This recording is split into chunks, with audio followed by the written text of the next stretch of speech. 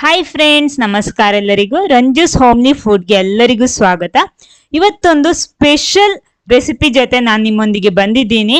ಅಂದ್ರೆ ಟೊಮೆಟೊ ಹಾಕ್ಬಿಟ್ಟು ಈ ಜೋಳವನ್ನ ಮಾಡ್ತಾ ಇರೋದು. ತುಂಬಾನೇ ಸೂಪರ್ ಆಗಿದೆ. ಟೇಸ್ಟ್ ಅಂತೂ ನೀವು ಒಂದ್ಸಲ ಟೇಸ್ಟ್ ಮಾಡಿದ್ರೆ ಪುನಃ ಪುನಃ ನೀವು ಮಾಡಿ ತಿಂತೀರಾ, ಅಷ್ಟೊಂದು ಚೆನ್ನಾಗಿದೆ. ಬನ್ನಿ ನೋಡೋಣ ಏನು ಅಂತ.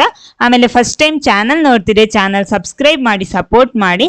ಅದರ ಪಕ್ಕದಲ್ಲೇ ಇರುವ ಬೆಲ್ ಐಕನ್ ಪ್ರೆಸ್ ಮಾಡಿ, ಅದ್ರಲ್ಲಿ ಬರುವ ಆಲ್ ಆಪ್ಷನ್ಗೂ ಕ್ಲಿಕ್ ಮಾಡಿ. ಹಾಗಿದ್ರೆ ಮಾತ್ರ ನಾನು ಹಾಕೋ ಹೊಸ ಹೊಸ ವಿಡಿಯೋಸ್ಗಳ ನೋಟಿಫಿಕೇಶನ್ ನಿಮಗೆ ಸಿಗುತ್ತೆ. ಮೊದಲು ನಾನೊಂದು ಕುಕ್ಕರ್ ಬಿಸಿ ಮಾಡಿಬಿಟ್ಟು 1 ಸ್ಪೂನ್ ಬೆಣ್ಣೆ ಹಾಕೊಂಡಿದ್ದೀನಿ. ಅದಕ್ಕೆ ಸ್ವಲ್ಪ ಉಪ್ಪುನು ಹಾಕ್ತಾ ಇದ್ದೀನಿ. ಇದು ಸ್ವಲ್ಪ ಬಿಸಿ ಆಗ್ಬೇಕು, ಅದಕ್ಕೆ ಅಷ್ಟೊತ್ತು ಇದನ್ನ ಮಿಕ್ಸ್ ಮಾಡಿ. ಆಮೇಲೆ ಇದಕ್ಕೆ ನಾನಿಲ್ಲಿ 1/4 ಕಪ್ ಜೋಳ ಹಾಕ್ತಾ ಇದ್ದೀನಿ. ಇದು ಜೋಳ ಒಣಗಿದ ಜೋಳ, ಹಸಿ ಜೋಳ ಅಲ್ಲ. ಹಸಿ ಜೋಳದಲ್ಲಿ ಪಾಪ್ಕಾರ್ನ್ ಮಾಡೋದಿಕ್ಕಾಗಲ್ಲ. ನೋಡಿ, ಇದನ್ನ ಚೆನ್ನಾಗಿ ಮಿಕ್ಸ್ ಮಾಡ್ಕೊಳ್ಳಿ. ಒಂದು 4 ನಿಮಿಷ ಹೊತ್ತಾದ್ರೆ ಇದನ್ನ ಈ ರೀತಿ ಫ್ರೈ ಮಾಡಬೇಕು. ಅವಾಗ ಅದೊಂದೊಂದೇ ಸಿಡಿಯೋದಿಕ್ಕೆ ಸ್ಟಾರ್ಟ್ ಆಗುತ್ತೆ. ನೋಡಿ, ಈ ರೀತಿ. ನೋಡಿ, ಇವಾಗ 4 ನಿಮಿಷ ಆಗಿದೆ. ನೋಡಿ, ಒಂದೊಂದು ಸಿಡಿಯೋದಿಕ್ಕೆ ಇವಾಗ ಪ್ರಾರಂಭ ಆಗಿದೆ. ಆವಾಗ ನಾವೇನ್ ಮಾಡ್ಬೇಕಂದ್ರೆ ಮುಚ್ಚಳ ಮುಚ್ಚಬೇಕು. ನಾನಿಲ್ಲಿ ಕುಕ್ಕರ್ ಮುಚ್ಚಳ ಮುಚ್ಚಿತೀನಿ. ಕುಕ್ಕರ್ ಮುಚ್ಚುವಾಗ ಅದ್ರ ಗ್ಯಾಸ್ಕೆಟ್ ಮತ್ತು ವಿಸಿಲ್ ತೆಗ್ದ್ಬಿಡಿ, ಇಲ್ಲಾಂದ್ರೆ ಒಂದು ಪ್ಲೇಟ್ ಮುಚ್ಚಿದ್ರೆ ತೊಂದರೆ ಏನಿಲ್ಲ.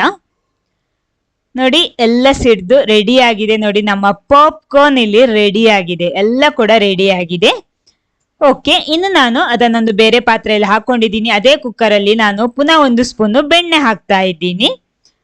ಬೆಣ್ಣೆ ಚೆನ್ನಾಗಿ ಮೆಲ್ಟ್ ಆಗ್ಲಿ, ಕರಗಬೇಕು. ಕರಗಿದ್ಮೇಲೆ ಇದಕ್ಕೆ ನಾನು ಹಾಕ್ತಾ ಇರೋದು ಟೊಮೆಟೊ ಪೇಸ್ಟ್. ಅಂದ್ರೆ ಟೊಮೆಟೊ ನಾನಿಲ್ಲಿ ಟೊಮೆಟೊ ಫ್ಲೇವರ್ ಅಲ್ಲಿ ಮಾಡೋದ್ರಿಂದ ಇಲ್ಲಿ ನಿಮ್ಗೆ ಟೊಮೆಟೊ ಬೇಕಿದ್ರೆ ಅದನ್ನ ಬೇಯಿಸಿ ಅದರ ಪೇಸ್ಟ್ ಮಾಡಿಬಿಟ್ಟು ಬಿಸಿ ಮಾಡಿ ಶುಗರ್ ಎಲ್ಲ ಹಾಕ್ಬಿಟ್ಟು ಬಿಸಿ ಮಾಡಿ ಅದರ ಪೇಸ್ಟ್ ರೆಡಿ ಮಾಡ್ಬೋದು. ಆದ್ರೆ ನಾನಿಲ್ಲಿ ಟೊಮೆಟೊದ ಬದಲು ಟೊಮೆಟೊ ಸಾಸ್ ಅಥವಾ ಟೊಮೆಟೊ ಕೆಚಪ್ ಹಾಕೋಬಹುದು. ನೋಡಿ, ಅದನ್ನ ಮೊದಲು 1 ಟೇಬಲ್ ಸ್ಪೂನ್ ಇಲ್ಲಿ ನಾನು ಟೊಮೆಟೊ ಕೆಚಪ್ ಹಾಕ್ತಾ ಇದ್ದೀನಿ. ಅಂದ್ರೆ ಟೊಮೆಟೊ ಫ್ಲೇವರ್ ಅಲ್ಲಿ ನಾನಿಲ್ಲಿ ಮಾಡ್ತಾ ಇರೋದು. ಆಮೇಲೆ ಅರ್ಧ table spoon red chilli sauce ಹಾಕ್ತಾ ಇದ್ದೀನಿ.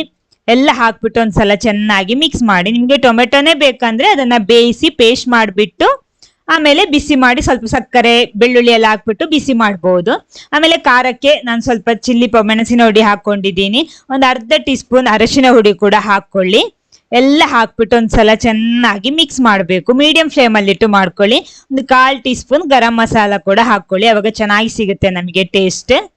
ನೋಡಿ, ಎಲ್ಲ ಮಿಕ್ಸ್ ಮಾಡಿದ್ದೀನಿ. ಇವಾಗ ನಾನು ಸ್ವಲ್ಪ ರುಚಿಗೆ ತಕ್ಕಷ್ಟು ಉಪ್ಪು ಕೂಡ ಹಾಕೊಳ್ಳಿ. ಅಂದ್ರೆ ಅದಕ್ಕೆ ನಾವು ಉಪ್ಪು ಹಾಕೊಂಡಿದೀವಿ. ನೀವು ಸ್ವಲ್ಪ ನೀರು ಹಾಕೊಳ್ಳಿ, ಯಾಕಂದ್ರೆ ಸ್ವಲ್ಪ ಇದು ದಪ್ಪ ಇದೆ. ಇನ್ನು ಚೆನ್ನಾಗಿ ಮಿಕ್ಸ್ ಮಾಡಿ ಚೆನ್ನಾಗಿ ಒಂದ್ಸಲ ಕುದಿ ಬಂದ್ರೆ ಸಾಕು. ಆಮೇಲೆ ನಾವು ಸ್ಟವ್ ಆಫ್ ಮಾಡಿಬಿಟ್ರೆ ಆಯ್ತು.